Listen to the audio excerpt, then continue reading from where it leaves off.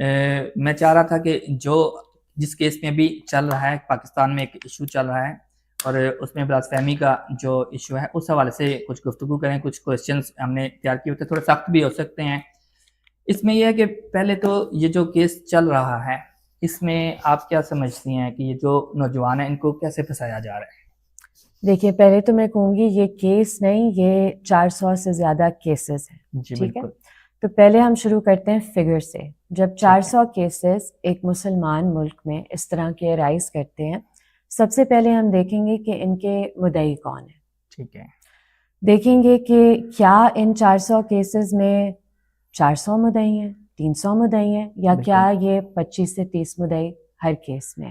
ٹھیک ہے, اگر آپ کے تمام ایف آئی آرز دیکھیں گے, ان 400 ایف آئی آرز میں تمام مدعی وہی 25 سے 30 لوگ ہیں, اور ان کے نام بھی میں آگے بتا سکتی ہوں.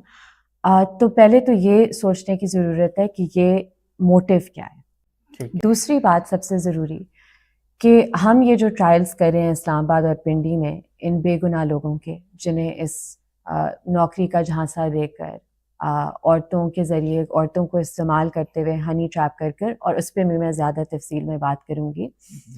ہم یہ جو ٹرائلز کر رہے ہیں ہم دیکھتے ہیں ان میں ایک کلیئر پیٹرن ہے. عدالتوں میں ہم جاتے ہیں عدالت میں اور ہم بحث کرتے ہیں کہ آپ نے یہ اتنا سنگین الزام لگایا ہے جس کے لیے اس ملک میں سزائے موت ہے, اور جس کے لیے جب ایک دفعہ آپ پہ ایک جھوٹی تہمت بھی لگ جائے آپ کبھی اس ملک میں شاید زندگی نہیں گزار سکتے. مشکل ہو جاتا ہے. تو پہلے تو جو اسٹینڈرڈ آف پروف ہے جو ہم کرمنل لا میں کہتے ہیں وہ ہے بیونڈ ریزنیبل ڈاؤٹ.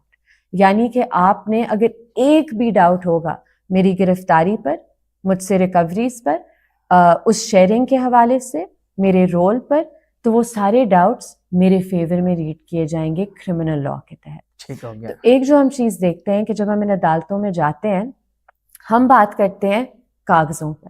ہم بات کرتے ہیں کہ اس ڈیٹ پر آپ نے کہا گرفتاری ہوئی ہے, کوئی گواہ آ کے کہہ رہے کہ نہیں ہم نے پہلے گرفتاری ڈالی, کوئی گواہ آ کے کہہ رہے ہم نے بعد میں ڈالی, کوئی کہہ رہے پرچہ پہلے درج ہوا, کوئی کہہ رہے پرچہ بعد میں درج ہوا, کوئی کہہ رہے ہم اس شخص سے فون برآمد ہوا, اس فون سے کچھ ملا نہیں.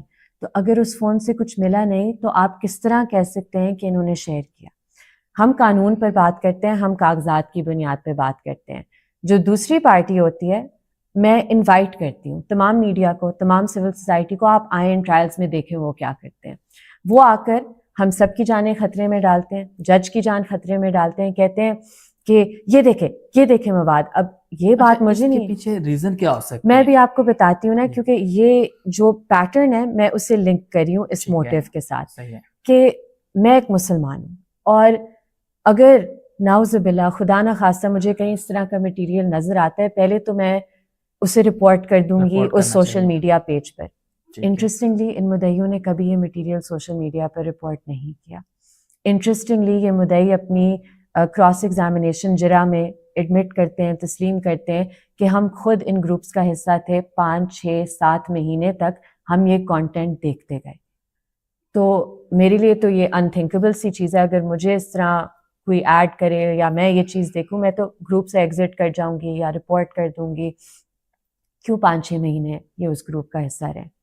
ایک اور سوال کہ جب آپ دیکھتے ہیں کہ ان کیسز میں مدعی یا ان گروپس میں جو یہ کہتے ہیں جہاں گستاخانہ مواد شیئر کیا جا رہا ہے اس میں یا آپ یا کوئی تیسرا شخص کبھی ایڈ نہیں ہوتا.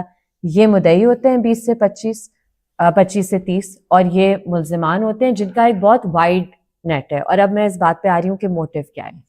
وائڈ نیٹ کاسٹ کرنے کا موٹیو ہے کیونکہ ادھر آپ کسی کا نام نہیں لے رہے. جب آپ درخواست دے رہے ہیں ایف آئی اے میں, آپ کہہ رہے ہیں کہ یہ 10-20 نمبرز ہیں اور ان پر آپ تفتیش کریں, اور ان 10-20 نمبرز کا ایک دوسرے کے ساتھ کنیکشن نہیں ہے. یہ لوگ ایک دوسرے کو جانتے نہیں ہیں. آپ آ کر اگر یہ پروسیڈنگز دیکھیں گے تو ان کا کوئی تعلق نہیں ہے, کوئی پاکستان کے کسی حصے سے, کوئی پاکستان کے کسی حصے سے.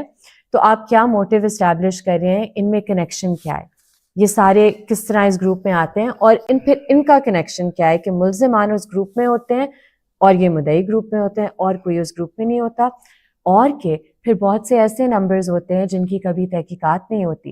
اور سب سے ضروری جو سوال ہے, دیکھیں ایلیگیشن کیا ہے, ٹرانسمیشن کی, شیئرنگ کی.